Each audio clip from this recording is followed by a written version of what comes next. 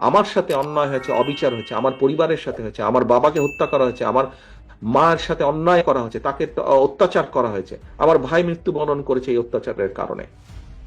আজকে এর জবাব যদি আমাদেরকে দিতে হয়, এই অন্যায় অত্যাচারের, আপনাদের সাথে যে অন্যায় হয়েছে, আমাদের বহু নেতাকর্মী, বাবা মারা গিয়েছে, মা মারা গিয়েছে, স্বজন মারা গিয়েছে, হাত করা অবস্থায় তাকে জানাজা পড়তে বাধ্য করেছে, আমাদের বহু সহকর্মী মারা গেছে জেলখানার ভিতরে হাত করা পড়া অবস্থায়।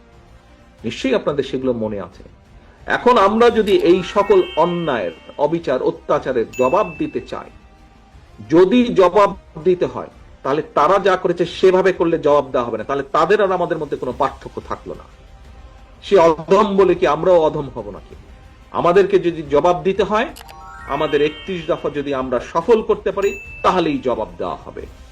দেশি এবং বিদেশি ষড়যন্ত্রকারী যারা, যারা দেশি এবং বিদেশি ষড়যন্ত্রকারী, যারা চায় না এদেশে গণতন্ত্র প্রতিষ্ঠিত হোক, যারা চায় না এই দেশের মানুষ রাজনৈতিকভাবে এবং অর্থনৈতিকভাবে সফল হোক, স্বাবলম্বী হোক, যারা এটা চায় না, আমরা যদি 31 দফা সফল করতে পারি, তাহলে মানুষের ভোটের অধিকারকে প্রতিষ্ঠিত করতে পারি, তাহলেই তাদেরকে আমাদের জবাব দেওয়া হবে।